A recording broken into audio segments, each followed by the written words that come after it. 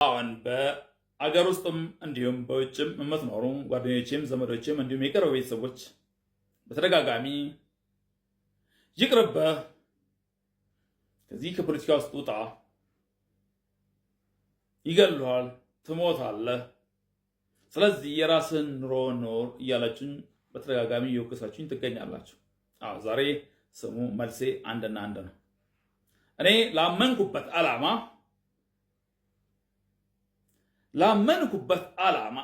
ከዓላማዬ ጎን ቆሜ አስፈላጊውን መስዋዕት ለመክፈል ለመሞትም ለመሰቀልም ማንኛውንም መከራ ችግር ተቋቁሜ ላልፍም ለሞትም ብዬ ነው ከፓርቲው ጋር የተቀላቀልኩት።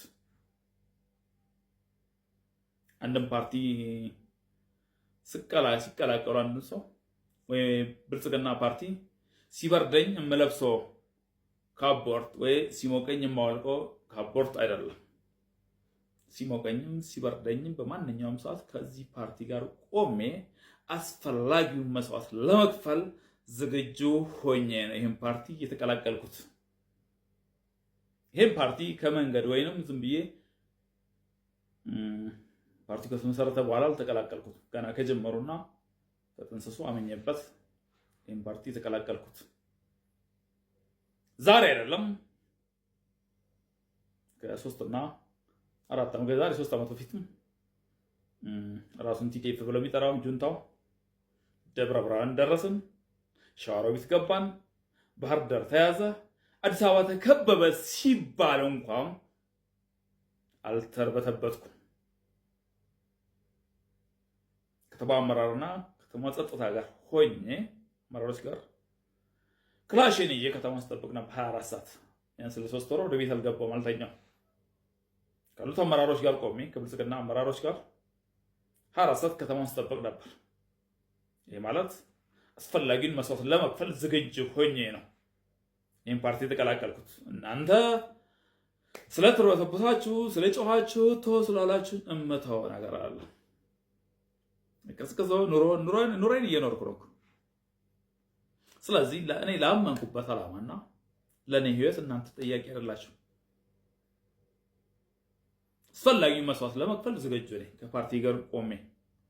ግን ዛሬ መስዋዕት የሚያስከፍለኝ ነገርም የለም። ትላንትና አልፏል።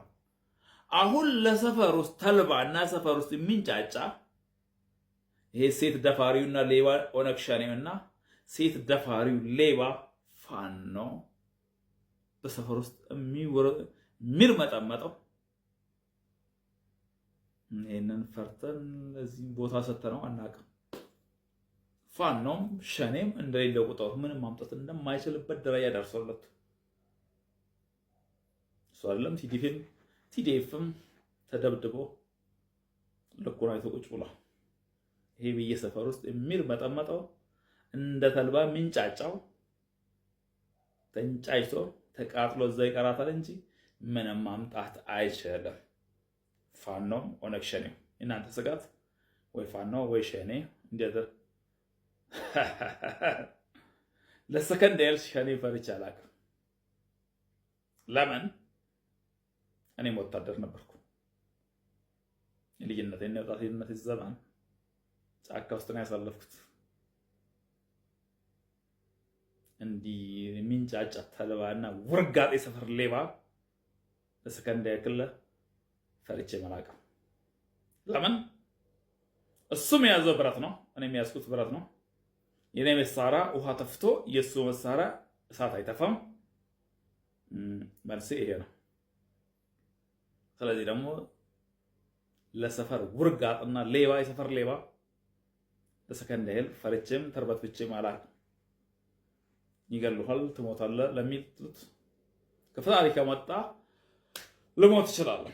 ከዛ ውጭ ተርበትብቼ ነገ ልሞት ነው ብዬ የምንቦቆቦቁበት እንትን የለም። ዛሬም ነገም ላመንኩበት ዓላማ እስከ መስዋዕት ድረስ አስፈላጊ መስዋዕት ለመክፈል ከፓርቲ ጋር እቆማለሁ። የሰፈር ሌባና ነውጠኞችንና አሸባሪዎችን ከመጠየፍና ከማዋረር ከመሳደብ የሚያገደኝ ነገር የለም። ለምን? ጥፋታቸውን እየነገርኳቸው ነው። እኛም ድሮ መስሎን ነበር ይሄን ውሻና ውርጋጥ ፓርቲ ኦነግ ሸኔን ስከተል የልጅነት ዘመኔ ነው፣ ወጣትነት ዘመኔ እዛ ውስጥ ያሳለፍኩት። አሁን ተመልሻለሁ። ቆየሁ ከተማ ዛሬ ያለው ከብልጽግና ከመምጣቱ በፊት የተመለስኩት። ዛሬ ላይ ደግሞ ላመንኩበት ዓላማ